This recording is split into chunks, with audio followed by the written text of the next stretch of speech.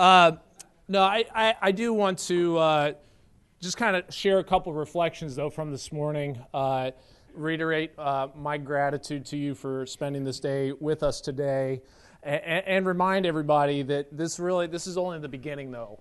We have a lot of work to do. I hope you've been encouraged and excited. Actually, kind of both. A little discouraged with where we're at and encouraged and excited about where we can go and what we can do, but we've got to do it is the other piece as well. A couple of my reflections are, first of all, why do we need to do this on the level that we're talking about? Why are we talking about 9 regions across the state, and why are we talking about eventually, hundreds of schools and thousands of teachers needing to do this? Part of it is my own personal reflection is I'm hoping that the science literacy of citizens of Indiana is not an accident. And when I say that, what I'm talking about is if I think about just my family, and I have 4 young kids, I don't want the fact of whether my oldest daughter or my youngest son becomes scientifically literate because they happen to be fortunate enough to be in the one class that had the one teacher that really cared about it, or to be in that one class with the teacher who was, I'm the math teacher, okay? I don't want that to be left up to chance. I don't want it to be an accident that my kids or people from Indiana in general are scientifically literate. And so why do we need to do this on the scale that we're talking about? And absolutely, yes, we have to build this scale up. We're going to start with fewer schools and expand it. But if we don't do that, then we are still leaving this up to chance. We're relying on the few good-natured teachers that think that something like this is important, or those 2 or 3 principals across our state who identified this as their initiative for their school. They wanted to be a STEM school, or maybe that principal had an experience with a local business and realized how important it is for their community.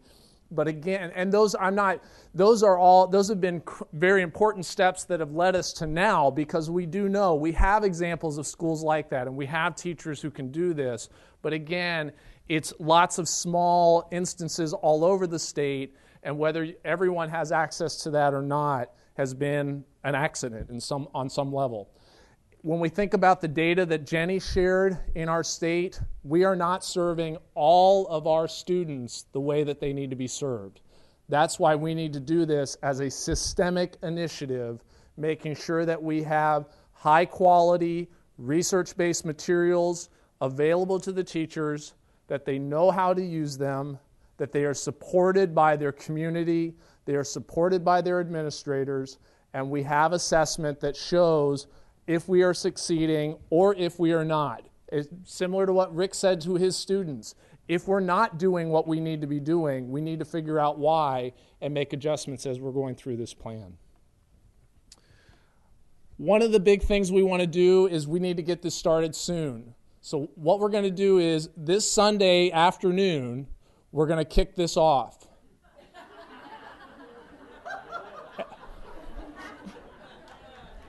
I'm glad somebody laughed. I'm just kidding. No, I know there's something in there. There's another event this Sunday, isn't there?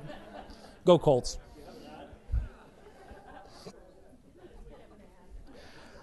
I do want to. I want to say several thank yous. This event, it's amazing to me. To put together a one-day event like this, especially when we invite the important people that we've invited here today, it's an enormous task to have it go efficiently and effectively. So I do want to say a bunch of thank yous. First of all, I want to say a thank you to all of our partners. Those partners include the Office of the Governor, and a special thank you to Governor Daniels for taking time to do that recording for us. And this is an important initiative for his office. We talk very regularly with his education advisors. A special thank you to BioCrossroads, who has been a partner of iSTEM since day one and has really supported us a lot, helped us make a lot of connections, and given us leadership. A special thank you to the Indiana Department of Education. They've been a supporter of the work that we're trying to do. We're doing this work together. I make it sound like it's not work that I'm doing or iSTEM is doing. We do this together, and they've been absolutely fantastic to work with. I do want to say a real special thank you to the people that I am very fortunate to work with in the iSTEM Resource Network. Our university partners and our regional lead facilitators that we work with, I could not have picked a better group of people to work with. The people I get to work with on a daily basis, which is Brandon Sorge, Teresa Morris, Joe Crane, they are tremendous. Just the mere fact that they can manage to do things with me speaks to their abilities greatly, and the high caliber of the things that they do is just tremendous. I want to say, again, just an enormous thank you to Eli Lilly and Company. They've been, as we've met with them and shared this idea,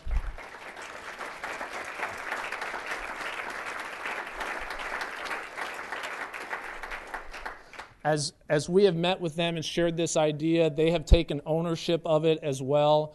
I can't express enough gratitude for that, and I look forward to being able to continue these conversations with them and hopefully partner in the future. I know they are committed and interested in helping, and I greatly appreciate that. Some people from Lilly who have been instrumental in today. I do want to thank the CEO, John Lechleiter, for his support of this. Rob Smith, who greeted us this morning. Without his leadership, this would not have happened. Today would not have happened, and a lot of other things. Sherry Bossing, who has been our timekeeper, among other things. So, Sherry, thank you. Karen Heilman has been absolutely fantastic for the work she did, and it's been a lot more than just today. She's visited a lot of the centers across the United States and has helped us really clarify and develop what's going to be a tremendous plan for helping science education in the state. Mary Jo Shishegi has really helped out as well. She was involved in a lot of the planning that we did for this event. I want to give a special thanks also to our speakers. Sally Gates Schuler for sharing, her experience on a national level and why this is important. Mike Clenchey for giving us such a compelling argument about how this can succeed. And one of the things that I'm always very encouraged about when I listen to Mike is when I visit some schools, I do hear the story sometimes of, my students may not be able to do this, or this is going to be difficult for us. And I think I've heard stories where people who were like you did succeed, and you can do this. And so I don't want to point fingers, that's not my point, but when I hear Mike talk, I think this is something that all of us can do, and I'm always very encouraged by him. I want to thank Rick Crosland and the students at Stoutfield Elementary. What a tremendous example they provided for us. Also Michael Ashmore, the Indiana student who had done that fantastic research, and the people that he was fortunate to work with at AIT. The facilitators that you met with this afternoon to help share get a little bit of commitment towards the vision of science education. And I know I forgot somebody, and I'm sorry that I did. Oh, and Jenny, I did forget somebody. A very special thank you to Jenny Hicks. Jenny and Brandon have done a lot of footwork on this. As Brandon said, I'm just the talking head, but they do a lot of the footwork. So all those people, join me in thanking them.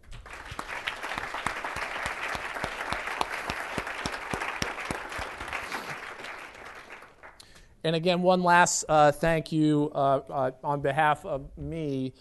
Thank you for taking a time out of your busy schedule. When we do these things, it always reinforces to me that when we can have 250 people show up because we say science education needs to improve, and you show up and learn about a vision for that, it reinforces to me how important this really is and why we need to continue our work on it. Next, we have some words from Lilly's chairman, president, and CEO, John Lechleiter.